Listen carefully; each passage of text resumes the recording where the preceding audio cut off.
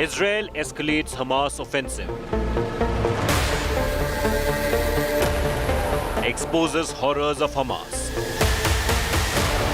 Kids' bedrooms used to stock weapons. Hamas rockets found in strollers. Search operations continue at Shifa Hospital. Israel war machine rages on. Top focus on 5 Live. Israel has dropped leaflets ordering Gazans to evacuate particular localities, even in the southern part of the Gaza Strip, including in pockets of Khan Yunis. Now, reports say members of the Israel War Cabinet are in favor of expanding ground operations beyond Gaza City into southern Gaza after total domination, total supremacy at Gaza City in North Gaza and, of course, the Shifa Hospital and areas around it. But the question that's being asked, where will people of Gaza go if Israel expands its operations in South Gaza, especially around Khan Yunis? The situation extremely alarming along the Gaza Strip. I'm Gaurav Sawant. We get you all details, but first, as always, the headlines.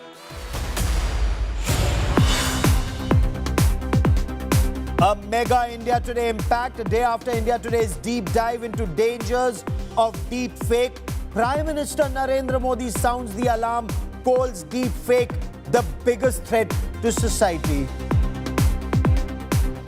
जो भी chat GPT का उपयोग करता है या कोई इस प्रकार से एआई का उपयोग करता है तो वहां एक आना चाहिए, इट्स अ डीप फेक। फिर उसको देखें, आनंद करे, जो करना है करे, लेकिन उस पर आना चाहिए। Battle for Madhya Pradesh kicks off. BJP and Congress bigwigs cast their vote. Incumbent Chief Minister Shivraj Singh Chauhan says next Chief Minister will be decided by the BJP top brass and voters. Chhattisgarh records over 55% voter turnout as it votes for the remaining 70 seats in Phase 2. Incumbent Chief Minister Bhupesh Baghel expresses confidence of a Congress win.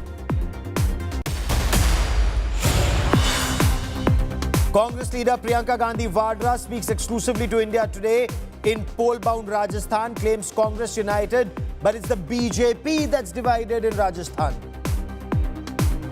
Pilot Ashok Gehlot, will they fight together? क्या वो एकजुट होकर लड़ेंगे? प्रियंका होकर लड़ रहे हैं। इस चुनाव में राजस्थान में बीजेपी एकदम बिखरी हुई है। 40 workers trapped for over 150 hours in Uttarkashi tunnel.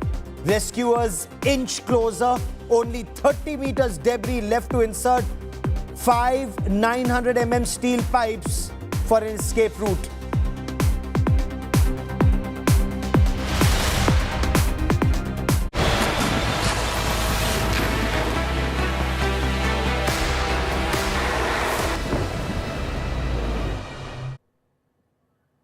Let me get you the latest from Gaza City and North Gaza. Israeli soldiers have found a tunnel shaft used by Hamas terrorists at Gaza's Shifa Hospital. The Israeli Defense Forces have claimed that a body of an Israeli hostage was also found in the hospital compound. A 65-year-old woman abducted by Hamas terrorists on the 7th of October and murdered in Gaza. Israeli forces have intensified their operations in the Gaza Strip and in the West Bank with raids at the Ibn Sina Hospital after an IDF soldier was killed in a terror strike. All 3 suspected terrorists have also been killed. Israeli forces have dropped leaflets in the Khan Yunis area of southern Gaza asking people to evacuate immediately. Does this indicate a major expansion of ground operations beyond Gaza City towards southern Gaza? That's our top story.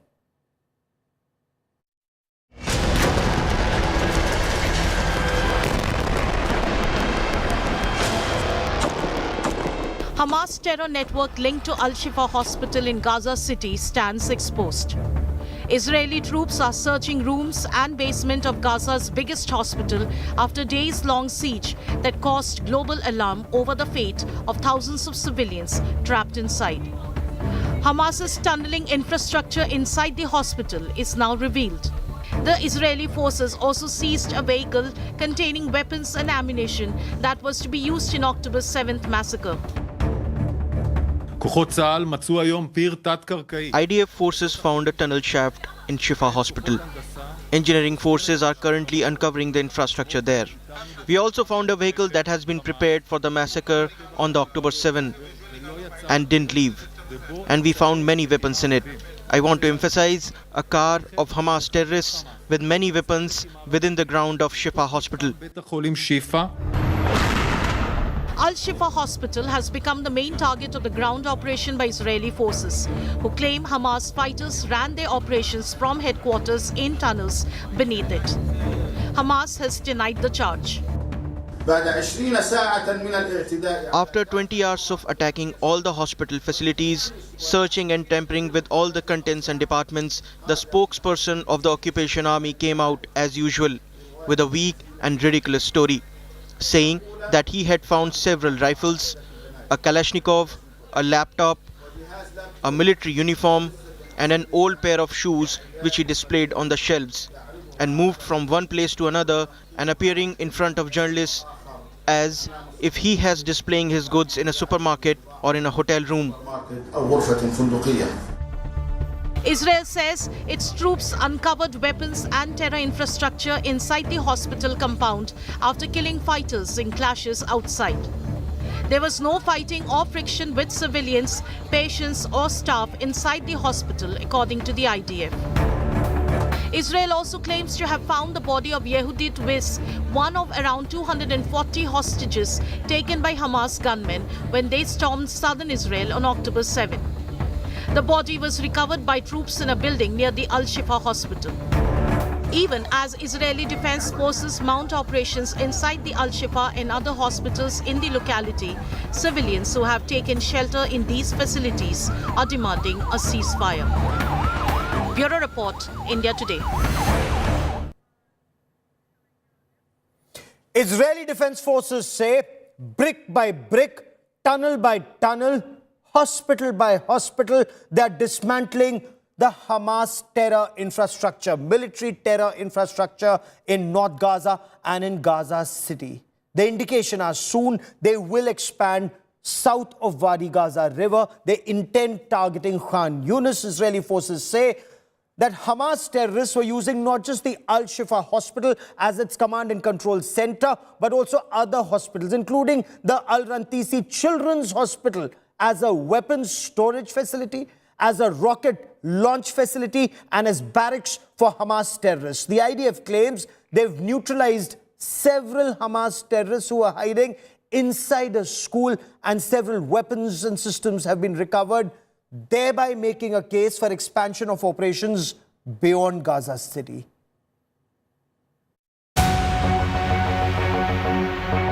Israel Defense Forces continue to uncover the horrors of Hamas hidden beneath the three largest hospitals in Gaza. A tunnel under the Al-Shifa Hospital complex. Weapons and ammunition recovered inside Al-Quds Hospital. And yet another tunnel under the Rantisi Hospital. In fact, the Rantisi Children's Hospital has been used by Hamas terrorists to hide arms and possibly hold hostages. A 6-minute video released by the IDF shows the house of a Hamas terrorist right next to the hospital. I'm here in Gaza City. We are here next to a house of a terrorist. This is one of the senior terrorists who is the head of the operational naval operations that led the raids into Israel. His house is 200 yards from the hospital of Rantisi. Next to his house, there is a tunnel. Now I want to show you an operational tunnel. The tunnel is built with electricity. A door that is bulletproof, it's explosives proof, so it looks like a hard evidence, a clear evidence that the hospital direction is connected. It's part of the same floor and it slides down here. So it's a cover tunnel so nobody can find it. The tunnel under Rantisi Hospital led the IDF to an operational base. There is a list. This is the back side of the hospital. Hamas used this hospital. Tonight we have entered into this building. I will show you the evidence. Let's enter into the hospital. We are now in the area of the basement of the hospital. I want to show you a room where we found all the gear, the operational gear of Hamas. Hamas is using hospitals, like we showed the evidence in Shifa Hospital. In other hospitals, we are now seeing it in live in Rantisi Hospital. Among hospitals, among patients, we have hand grenades, Kalashnikovs, and then we have the RPGs. People shooting RPGs from hospitals. This is Hamas, firing RPGs for hospitals. The world has to understand who is Israel fighting against. We are now in the basement, and in this basement we found a motorcycle. They were all used in the massacre of the 7th of October. Israel says that some hostages were also kept under the Rantisi Hospital. Yards from here, we find the chair, a woman, clothes, and a rope. A rope next to the legs. Look above it. It's a baby bottle. This is a suspicion for an area where hostages were being held. We're now looking at an infrastructure. You don't need to build something improvisedly in a hospital in the basement. We can see this area is a closed area from the rest of the hospital. We can see the ventilation air that was done improvisedly to this area. And we can see infrastructures that was built in here, toilets, shower, a small kitchen, will provide the terrorists their needs. This list says we are in an operation. The operation against Israel started in the 7th of October. This is a Guardian list where every terrorist writes his name and every terrorist has his own shift guarding the people that were here. Hospitals or Hamas terror hideouts. The truth is slowly emerging for the world to see. And this is where they choose to hide everything. Bureau Report, India Today. So they use the hospital as human shield. So there are reports that leaflets have been dropped over Khan Yunus in southern Gaza Strip. Are we looking at an expansion of operations, ground operations in southern Gaza next? I quickly want to cut across to a man on the ground. Rajesh Pawar joins us for more from Sderot in southern Israel. Rajesh, there are reports that seem to indicate that Yoav Gallant, the Minister of Defense, and also Benny Gantz, both in the war cabinet, are in favor of expansion of ground operations to south. Is that what is likely to happen in the days and weeks ahead? And what does that mean for the hostage crisis? Look, Gaurav, this is very clear. Now the Israeli plan is very clear. Now they have completely demolished every target of Hamas in north of Gaza. And after this, now their focus will be south of Gaza. But the biggest challenge in this will be the transfer of population. Now you see that all the people, civilians from North Gaza were evacuated to south of Gaza. Now the entire populations will have to be shifted back again in north of Gaza, where there is no civilian infrastructure anymore. Besides this, there are reports that yesterday IDF has bombed targets of Iranian proxies in Syria near Damascus. So these are indications that first IDF will take care of south of Gaza, and after that they will be moving north for taking care of Hezbollah. This seems to be the plan of IDF as of now, Gaurav. Okay, and overall, when you're looking at situation on ground, especially with the kind of evidence that Admiral Hagari seems to have put out, as Colonel Jonathan Connicus seems to have put out of what they claim was a command and control center of Hamas at the Al-Shifa and also at Al-Rantisi. What's the buzz on ground? Is this evidence that will hold in a court of law, or does it convince people that this hospital was actually a Hamas command and control center?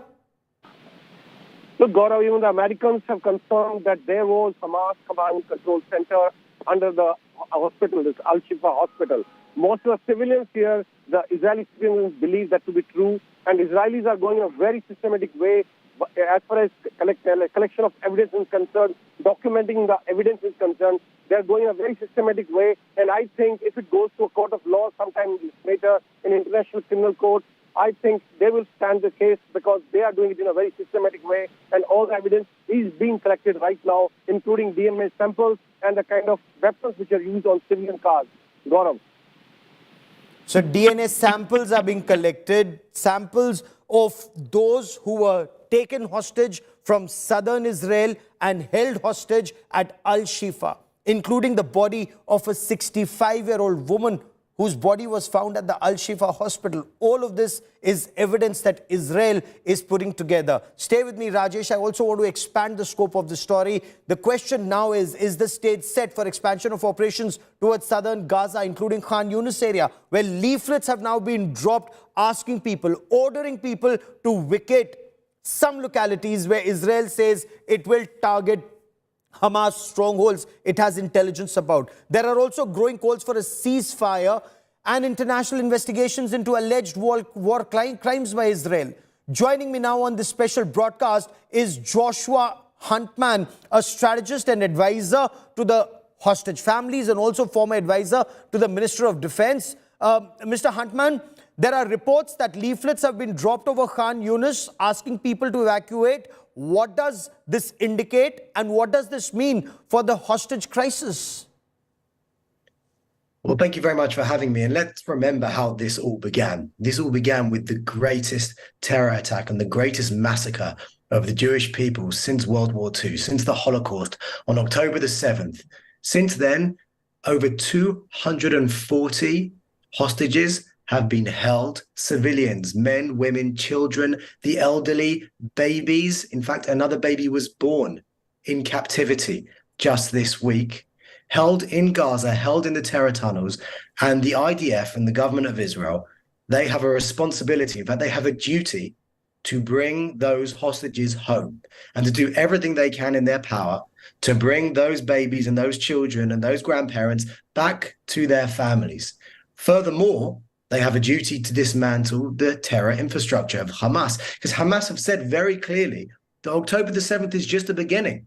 Their leaders have said that they want to do this over and over again. And therefore, we have a duty to defeat Hamas in its entirety and to rid both Israel and the Palestinian civilian population of this despicable evil.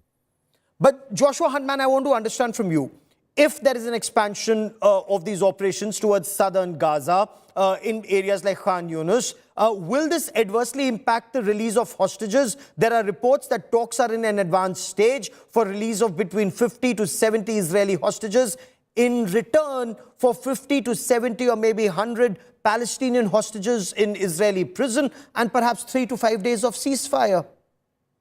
So I think we have to understand there's always this parallel track going on. Of course, the diplomacy is going on behind closed doors. That has been widely reported. And it appears that they are working on a deal with the international community, with many interlocutors, in order to bring home as many of these hostages as soon as possible back to their families. Again, there are 3-year-old children there, 5-year-old children, babies. We need to bring them home. So that is one track. The other track is, of course, the military track. And whilst this really is unprecedented to have a democracy chasing after a jihadist organization which has captured and kidnapped over 240 members of its public, the military operation must continue. It must continue, and there have already been successes. Even on the first week of the operation, one of the hostages was found and saved and brought back to her family. So this parallel track of the diplomatic and the military must continue in order to bring the hostages back to their families. Okay. There are reports that suggest that members of the Israeli war cabinet, they're in favor of expansion of operations to the southern parts of Gaza. Is the entire country on the same page on this? Will this help rescue the hostages, or will this delay that even further? Look, Israel is like India. It's a vibrant democracy with many, many opinions. You can speak to 20 people in the streets of Israel and receive 20 different opinions. However, the whole of Israel is united behind defeating Hamas. Because like I said, if we don't defeat Hamas, they will just repeat October the 7th, or they will try to repeat October the 7th again and again. Now, we must understand, and you discuss this in your report, the entire Gaza Strip has been turned into this spider web of terror tunnels. Whilst Israel does everything to protect civilians on both sides, the Palestinians have put their civilians on top of the terrorists. The Hamas regime is hiding beneath their children, hiding beneath their hospitals, hiding beneath their mosques and schools, and have chosen to hide underground. If they have now moved to the south of the Gaza Strip, then the IDF has a duty to pursue them, kill them, and restore peace and security, not just to the south of Israel, but also to the Palestinian people. I want to understand from you, and since you've been advisor to the Minister of Defense, how could Hamas, under the nose of Mossad, the Shin Bet, or all of Israel's agencies, build this complex spider web of tunnels over a period of time? I mean, what were Israeli intelligence agencies doing all along that 1,300 odd tunnels, about 500 kilometers length and breadth of tunnels could come up in the Gaza Strip, that narrow Gaza Strip?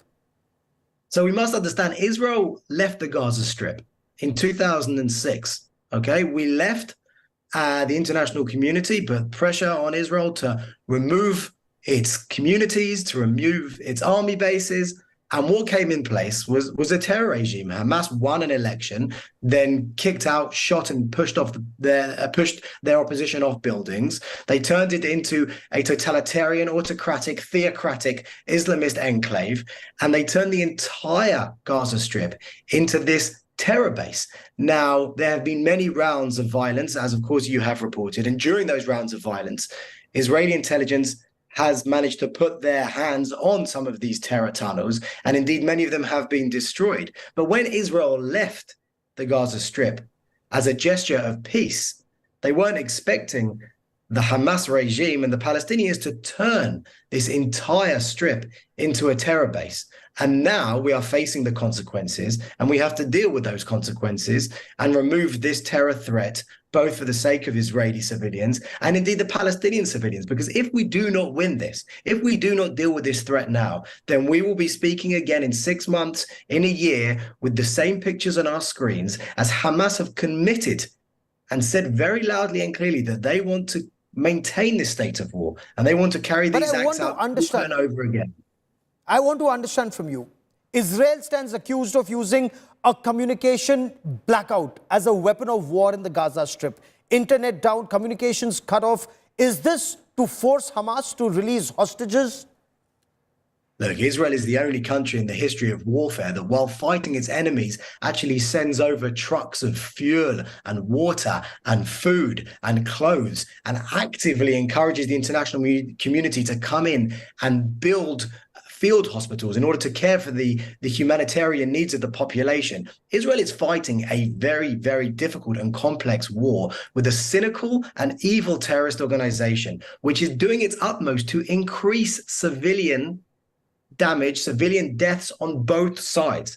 Israel, I think, it's unprecedented what this country has done in order to protect But it's not just a communication blackout. It's not just a communication blackout. Look at reports that emerge from the Gaza Strip. There's shortage of food, there's no water, there's shortage of fuel, there's a shortage of medicines, and it's almost as if Gazans are being starved, forced to their knees so that Hamas releases hostages. Will this strategy work given this global criticism, rising global criticism that's coming Israel's way, Joshua?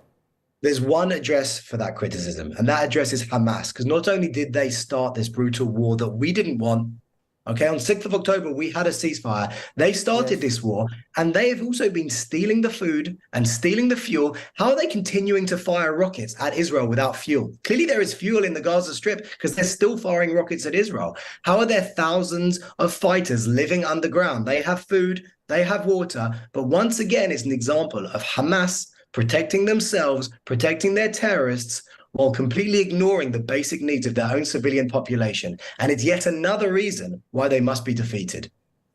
You know, is Israel willing to consider a pause, a tactical pause or a ceasefire if hostages are returned? Or is the country on one page that Hamas and its enablers have to be finished first, hostages can return later? So Israel has already implemented humanitarian pauses. There was a request from the international community, in particular from the Americans, and there were international pauses being implemented for a few hours a day in order to help vacate some of the civilian population from the north to parts of the areas in the south, and in order to save as many innocent Palestinian civilians as possible. You must understand, these scenes are heart-wrenching and heartbreaking for us as well. No one in Israel wanted this. We had a ceasefire on the 6th of October, but we are not going to agree to another ceasefire, which will just allow the Hamas regime and the Hamas terror operation to just rebuild, rearm, and get ready for their next round of jihadist violence and kidnappings and rape, butchering, murder, and beheadings. We simply will not allow that. Because the Palestinian Red Crescent societies say that Israel's now punishing the people of Palestine. It's not just restricted to the Gaza Strip. Take, for example, what's happening at the West Bank. The ambulance staff are being detained. Their staff are being prevented from reaching out to the injured, even in the West Bank. So first of all, let's be clear that on the 7th of October, we had our ambulances shot at. Indeed, a friend of mine who was an ambulance driver was shot and killed in his ambulance. The international community didn't say a word. On the other side, Israel is doing everything it can to protect the civilian population, to protect doctors, to protect ambulances, to work actually with the Red Cross, even though they have not had any access to our 240 hostages in Gaza, to protect the doctors and nurses who are doing God's work on both sides of this very difficult conflict. And there is now a rising clamor, not just for a ceasefire, but some are saying Israel needs to be taken to the International Criminal Court for widespread loss of civilian life in the Gaza Strip. How would you respond to that? Again, I think no country in the history of warfare has done more to protect civilian life on both sides of this. And I think that the democratic countries in the world who are facing this terror threat, like India, like the US, France, and the UK, understand very well what Israel is facing. They are backing Israel. And I believe that Israel will get the support of the enlightened nations in their fight against this Islamic extremist terrorism and in their fight towards freedom, so that lightness can indeed defeat the darkness and we can move towards a future of brotherhood and sisterhood and peace in our region when the forces of darkness are finally defeated. So for these forces of darkness to be defeated, before I let you go, I want to understand this. If this war is being expanded towards the south, beyond Wadi Gaza, into southern Gaza Strip, where do those people go? They're anywhere out in the open. They're cramped and millions are living in the open, as we are being told. Where will those people go if the war is expanded to the south? So that's exactly what the flyers and the text messages and the phone calls are for. Again, I don't know the specific details and I can't get into operational intricacies because I'm just not made aware of them. But the leaflets and the text messages and the phone calls tell people where to go. Okay, there are safe spaces. There's lots of open land. There are field hospitals being set up. There are safe spaces, which unfortunately Hamas have been taking advantage of up until now. Again, their cynical, evil warfare, whereby they go where the civilians go to protect themselves, quite the opposite of how normal armies work, that try and protect their civilians. They hide behind their civilians. So I would urge, and I would urge in every language for Palestinian civilians to heed the warnings that are being sent to them by the Ministry of Defense and the IDF. And I would urge Hamas to stop being cowards in their tunnels and to come out and fight, because they started this fight. And they must be finished so that both sides can move on towards a future of peace and security. Joshua Hantman for joining me here on this India Today special broadcast. Many thanks. Clearly, this writing is on the wall. Israel intends to expand this war, now take it to the southern part of Gaza Strip. We'll be tracking that story very closely. A quick break. Coming up on the other side, those 40 workers who are trapped, they've been trapped for now close to 150 hours in that Uttarkashi tunnel. Rescuers are inching closer. We are now being told there are barely 30 meters of debris that has to be removed for about 5 900mm steel pipe that can be inserted to make an escape route. Details coming up.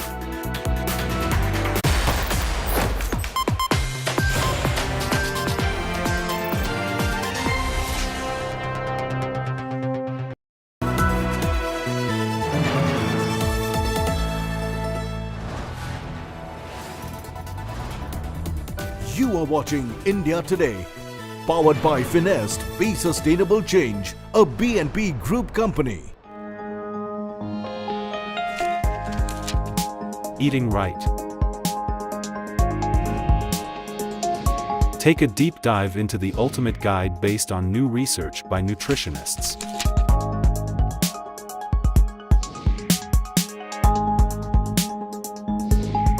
On what's healthy for you and what's not. Read the full story in this week's issue of India Today magazine. Subscribe now.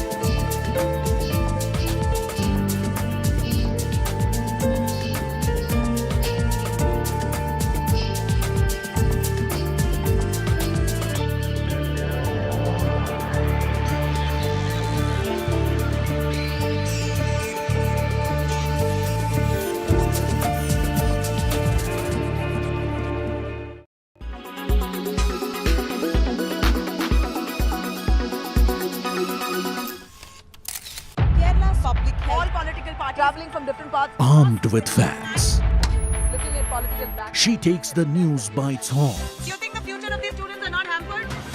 Fierce, bold and direct, setting the tone for the biggest stories.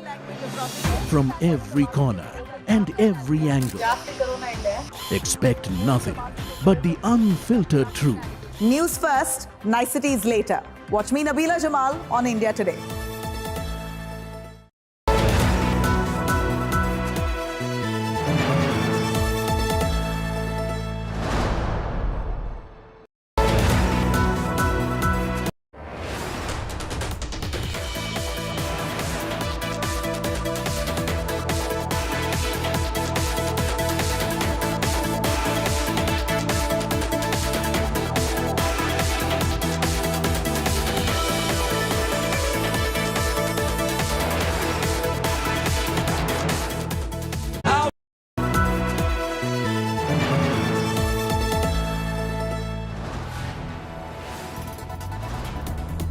You are watching India Today, powered by Finest, Be Sustainable Change, a BNP Group company.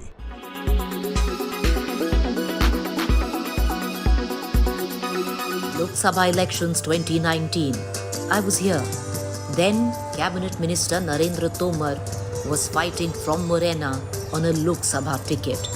This election, he's being fielded from the constituency of Dimni in Morena, from Lok Sabha to Vidhan Sabha. Life comes full circle sometimes. In 2019, I reported from deep within the Chambal ravines or the Bihar here. What I saw then was ecological degradation, illegal sand mining, and rural indebtedness. I had chanced upon a village, Naduapura. No water, no electricity, no Anganwadi, no nothing. Mohsin and I, who were here in 2019, actually not here, in a different place, because this village had no electricity, no water, it would get flooded every year. Because of our news report back then in 2019, this village was moved to a higher area so that it doesn't get flooded. So at least, they'd have access to basics, which was electricity. There's still no water here. They say there's one hand pump which doesn't work.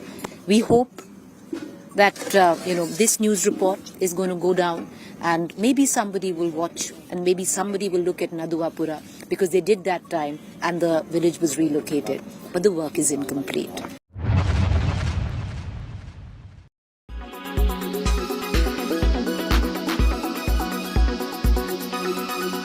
Make your media plan smarter with India Today Live TV on your connected devices. Amplify your brand with 100 million smart internet viewers. To advertise, mail us at sales@aajtak.com.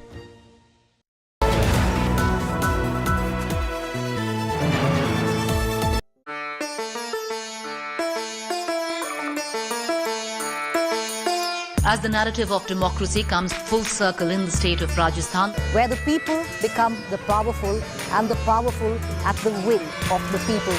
Will history repeat itself, or will the people of the state script a new chapter? सबसे बड़ा मुद्दा क्या है? MLA का चुनाव ये ज्यादा भारी पड़ रहा है।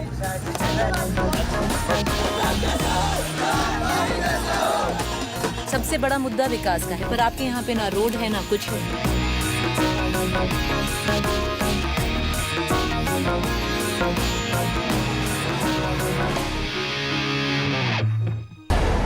Presented by आपका जॉय भारत का Joy, Joy ई-बाइक।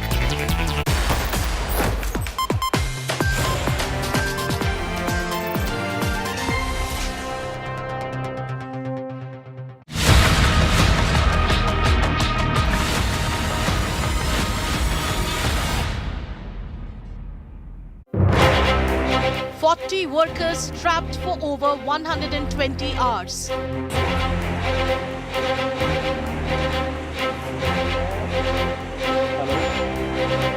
Rescue teams execute Plan B.